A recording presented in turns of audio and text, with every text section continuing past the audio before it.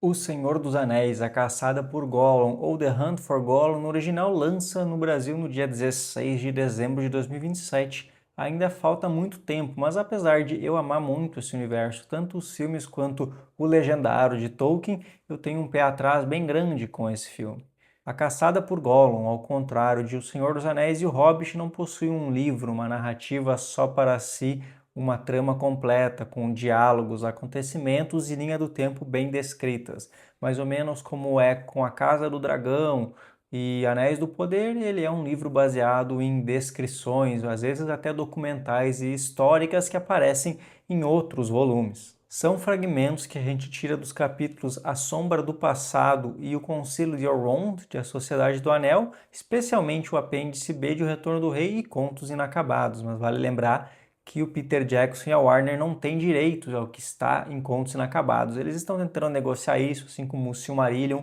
e outras obras, mas por enquanto está um imbróglio. Os apêndices é um lugar bem comum para os cineastas e artistas irem atrás de informações para complementar questões de qualquer material audiovisual relacionado a Senhor dos Anéis. Afinal, lá o Tolkien, com muitas páginas, deu várias informações históricas que não estão na linha principal de O Senhor dos Anéis. O Peter Jackson usou muito dos apêndices para complementar a narrativa da trilogia O Hobbit, já que o livro em si mal tem 300 páginas e não daria para fazer 9 horas de filme ao contrário do Senhor dos Anéis. Vale lembrar que o trio principal responsável por idealizar e trazer ao cinema O Senhor dos Anéis e O Hobbit também estará presente por trás das câmeras em A Caçada por Gollum. Eles servirão tanto como roteiristas quanto produtores, Peter Jackson, Philippa Boyens e Fran Walsh. Porém, o Peter Jackson, como produtor, já disse que quer dar mais liberdade ao diretor e não interferir tanto após o filme iniciar a sua produção, mas querendo ajudar, facilitar e instruir o filme durante a sua pré-produção. Algo que ele já tentou fazer enquanto Guillermo del Toro era o diretor de Hobbit, antes dele desistir e Peter Jackson ter que assumir o comando. O filme vai ter o retorno de Elijah Wood como Frodo, Lee Pace como Thranduil, Ian McKellen como Gandalf e, é claro, Andy Serkis como Gollum, além de acréscimos de peso no elenco como Kate Winslet e Anna Taylor-Joy. Curiosamente, Orlando Bloom, o nosso Legolas, não estará presente a não ser que façam uma surpresa, o que é curioso, pois conseguiram enfiar o ator, o personagem, na trilogia O Hobbit, onde ele não aparece, e aqui, onde seria bem mais coerente, plausível sua aparição, descartaram o personagem. E a principal novidade vem no ator que irá interpretar Aragorn, vivido aqui por Jamie Dornan, da trilogia 50 Tons de Cinza. Ele vai ser um dos protagonistas do filme, então espero que ele consiga replicar pelo menos um pouco do que o Viggo Mortensen trouxe ao personagem, apesar de eu achar muito difícil, já que a persona, a figura de Viggo é muito única para dar essa hombridade, dignidade e atmosfera real que tem o personagem do Aragorn. Agora, o meu principal medo do filme vem dessas questões: a falta de linearidade, uma narrativa completa a qual o filme seguir e também a sua direção. A história deve englobar várias décadas que vão desde Aragorn, ainda como Passo Largo, o Guardião do Norte, perseguindo a criatura Gollum, mas especialmente Ian McKellen, buscando informações do paradeiro da criatura para confirmar as suas suspeitas de que o anel de Bilbo é um anel, nos 17 anos que se passam entre o aniversário de Bilbo e a partida de Frodo e Sam do Condado. No filme a gente tem a impressão que isso dura algumas poucas semanas, mas no livro são cerca de 17 anos. Tanto que a gente vê, por exemplo, o Saruman falando para o Gandalf que ele deixou a erva dos pequeninos nublar a sua mente, já que são décadas entre o Hobbit e o Senhor dos Anéis, desde que o Bilbo adquire a posse de um anel, sem o Gandalf nunca suspeitar isso, até a sombra do Sauron começar a crescer novamente na Terra-média.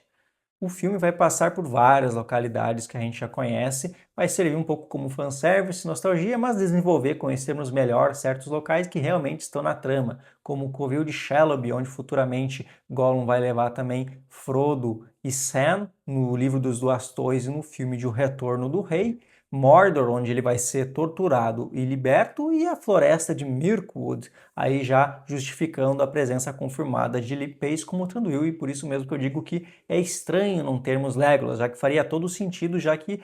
a história é mais contemporânea, é análoga ao que a gente vê em Sociedade do Anel, tanto que a chegada de Legolas e outros elfos para o conselho de Elrond em Valfenda no livro é justamente para Legolas dizer ao grande elfo que a criatura Gollum escapou, enquanto no filme a gente tem essa ideia de que todo mundo presente, Boromir, Aragorn, Gimli e Legolas foram convocados justamente para decidir sobre o futuro do Anel. Na verdade, não, todos estiveram lá por seus próprios motivos, motivos não relacionados ao Um Anel. E a de Legolas era informar sobre a fuga de Gollum de Mirkwood. O Tolkien pode querer sugerir a providência do destino em reunir vários povos para assumir a missão final pelo futuro da Terra-média, mas teoricamente cada um foi lá por outros motivos. Boromir, inclusive, foi por causa de um sonho dele. Acho que não quiseram dar trabalho para Orlando Bloom e reescalaram atores que estão mais em voga hoje, como a Anya Taylor-Joy, o James Dornan e a Kate Winslet, que é mais atemporal e já trabalhou com o Peter Jackson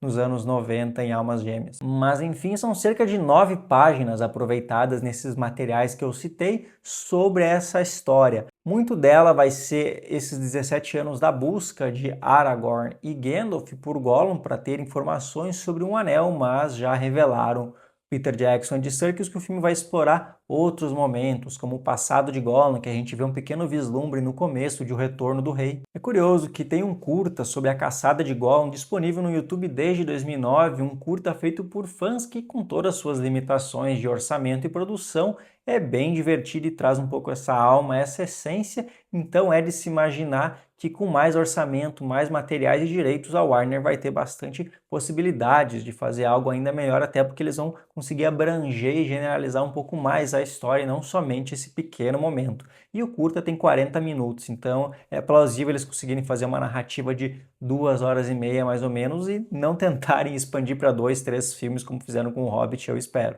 Mas é sempre bom ficar precavido, pois o filme vai precisar ter muitas liberdades criativas dos roteiristas e da direção, justamente pois nós não temos uma narrativa linear clara em primeira ou terceira pessoa descrevendo todos os acontecimentos em pormenores, detalhes, diálogos e vai demandar bastante criatividade, mas também competência e certo autocontrole para preencher esses momentos. É algo que muita gente critica e não gosta em Anéis do Poder e até em A Casa do Dragão, que são descrições mais históricas e documentais. Mas para preencher uma narrativa fílmica de audiovisual, eles vão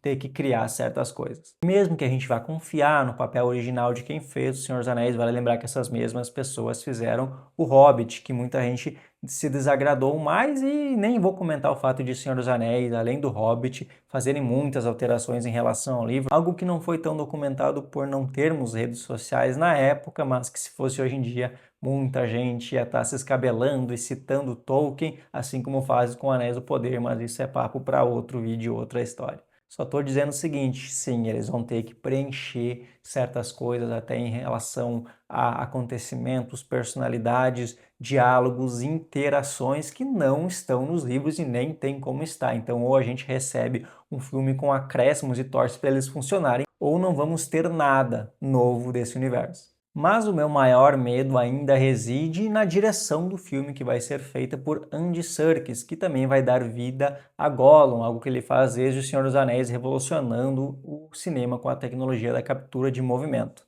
Tenho certeza que ele vai mandar muito bem na atuação, mas por trás das câmeras o meu medo é grande. A sua atuação é icônica, lendária, a questão da captura de movimento é revolucionária no cinema. Se você vê A Sociedade do Anel, o Gollum não aparece diretamente, pois ainda não tinha tecnologia suficiente, o Peter Jackson e a equipe não sabia como mostrar o personagem. A partir do segundo filme, eles desenvolveram a captura de movimento, que é usada até hoje em filmes, por exemplo, como Avatar. A atuação foi tão à frente do seu tempo e revolucionária que a indústria não soube como reagir. Muitos ficaram com medo, dizendo que iam aposentar e fazer a atuação convencional acabar, e faltou reconhecimento desse ator, da atuação do Andy Serkis, que é muito complexa no papel do personagem, em premiações, algo que até hoje não foi de fato desvendado, e ele se tornou o principal expoente, abrindo uma empresa para captura de movimento e também na atuação como King Kong, especialmente em César, da nova trilogia do Planeta dos Macacos. Além de ter tido papéis bacanas com o seu próprio rosto em filmes como Batman, e Andor, a série de Star Wars. Agora, como diretor, a sua filmografia é bem menos impressionante, bem mais preocupante. É engraçado que a sua primeira experiência veio justamente em oportunidade dada por Peter Jackson na trilogia do Hobbit, em que escalou Andy Serkis como diretor da segunda unidade. Antes ele só tinha dirigido curtas e peças de teatro e depois ele assumiu a direção em longas individuais. Porém, é uma carreira bem questionável e eu vou te mostrar por quê. Seu primeiro filme foi em 2017, Uma Razão para Viver, um drama histórico bem burocrático, protagonizado por Andrew Garfield. É um filme feito sem muita ousadia, bem pé no chão, mas ok. Primeira experiência, um certo laboratório, a gente perdoa não ser um filme de fato com novas ideias e criatividade, mas o problema é que já são quase 10 anos desse filme e a carreira dele, eu diria que não somente não se desenvolveu, como ela até regrediu. O primeiro filme que ele fez após esse foi uma produção direta para a TV que ele foi co-diretor chamado The Ruins of Empires, que não tem nota nenhuma avaliação no IMDb,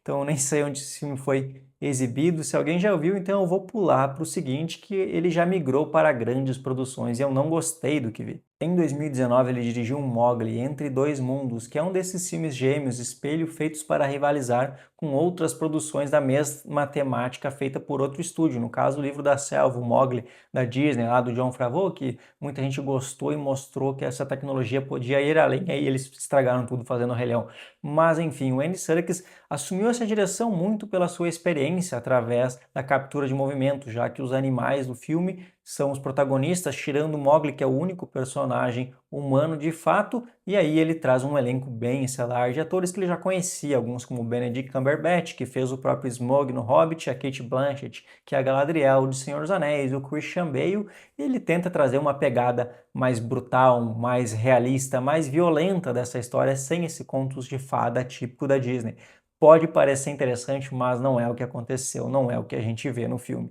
Apesar das boas intenções, ele não consegue dar uma assinatura e uma identidade de fato para o filme, tentando fazer certos comentários contemporâneos, mas fazendo um filme bastante confuso e que não agradou o público com 6.5 no IMDb. Após um pequeno intervalo, ele voltou em 2021 em Venom, Tempo de Carnificina, o segundo filme dessa saga do Venom, o que para um diretor iniciante é uma escolha muito ruim. Uma coisa é você fazer filmes menores, filmes com menos orçamento, menos demanda do estúdio, menos exigências para conseguir se desenvolver, ver o que te interessa, aprender durante o processo para se tornar um diretor mais interessante, que consiga demonstrar e demandar mais os estúdios, já fazer um filme de uma propriedade intelectual e, além de tudo, um segundo filme de uma trilogia, você acaba sendo muito limitado e amordaçado, tanto pelo que o estúdio vai querer, quanto pelo que já foi exposto no filme anterior, que já dá o tom e define muita coisa que vai vir a seguir. É um filme de produtor, um filme que não é de um autor, de um diretor com visão. Não há nada de fato a se elogiar aqui na sua direção, ela não tem nenhuma identidade, nenhuma escolha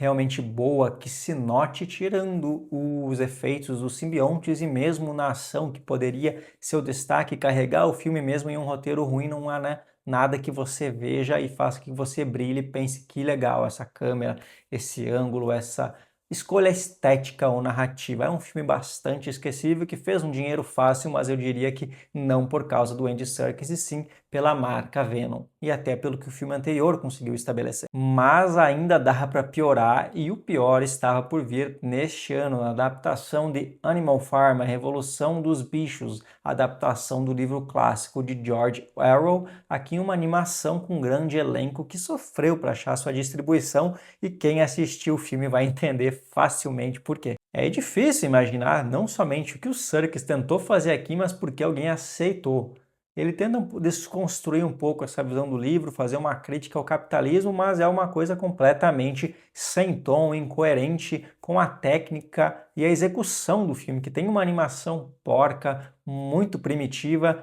muito feito para criancinha, muito inferior até mesmo aos filmes dos Minions, meu malvado favorito. Não vou nem comparar com filmes da Pixar, da Disney, do Estúdio Ghibli, tanto em relação à técnica quanto em relação à maturidade conceitual. A narrativa é um filme que faz piadas escatológicas com peido, é um filme bastante besta. Então tu pega um livro que tem uma temática muito clássica, muito estabelecida, muito desafiadora, muito madura, tu transforma isso num filme infantil, perdendo bastante da essência e do significado daquilo. É um roteiro que eu diria até ofensivo, até mesmo para crianças. Você não consegue fazer uma adaptação do livro numa linguagem mais infantil para as pessoas se interessarem, e para o público mais adulto que lê o livro, o filme não tem nada, é pior do que entediante, ele é, como eu disse, ofensivo. Parece um filme feito direto para vídeo nos anos 2000. É um filme que eu acho que quem está envolvido nele, especialmente a direção, já que o elenco está ali ganhando seu dinheiro, dando sua voz,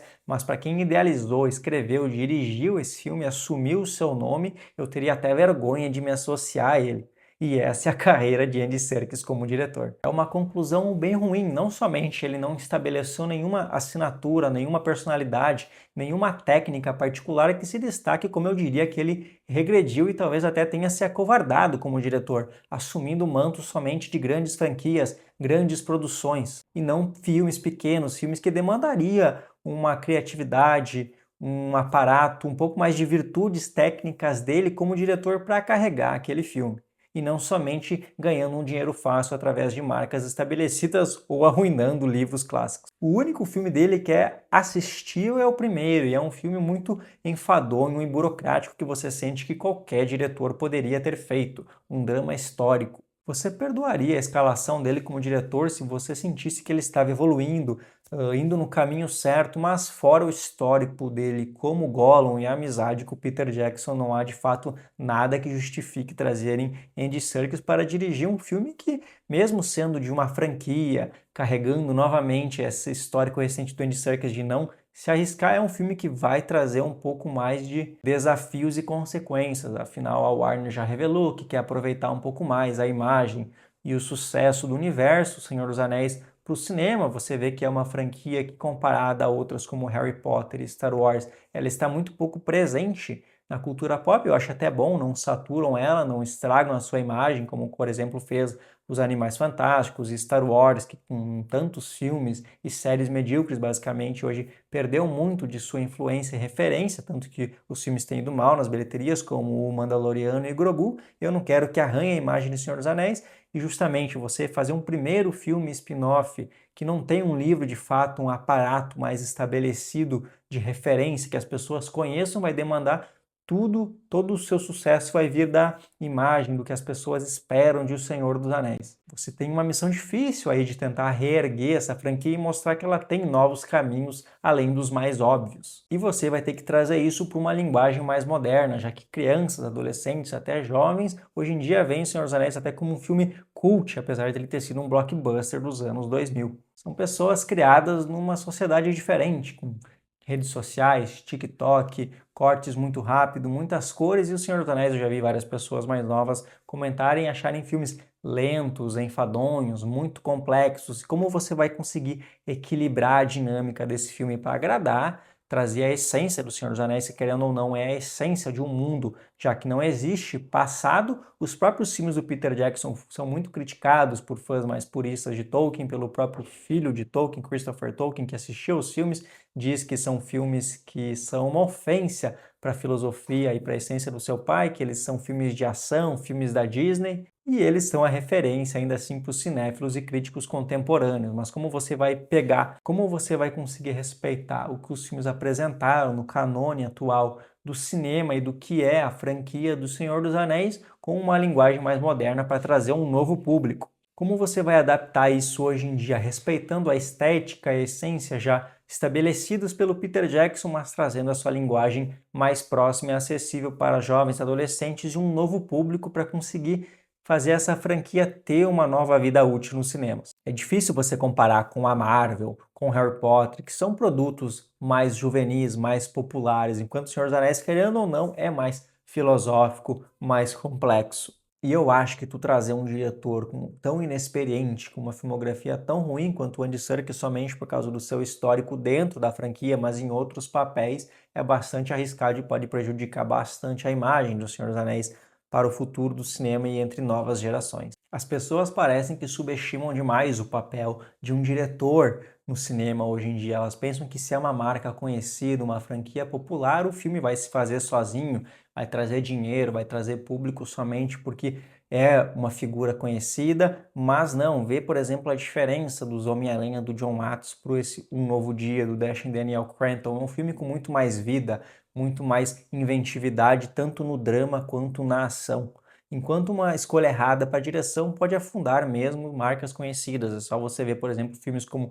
Han Solo e o Mandaloriano e Grogu, que foram muito mal em bilheteria, ou os próprios Animais Fantásticos, que tinham o amparo de Harry Potter por trás, começaram fazendo muito dinheiro, mas o público logo se desanimou e a franquia foi cancelada sem final. É uma carteirada por amizade, é como um filho, um sobrinho que assume uma empresa por causa da família e não por mérito em si. Mas enfim, como grande fã da franquia, tanto dos livros quanto dos filmes, eu espero muito estar errado, o Andy Serkis me surpreender, mostrar novas facetas que ele ainda não mostrou como cineasta e reerguer a franquia do Senhor dos Anéis de modo digno para os cinemas. O Senhor dos Anéis, A Caçada por Gollum, em dezembro de 2027 nos cinemas.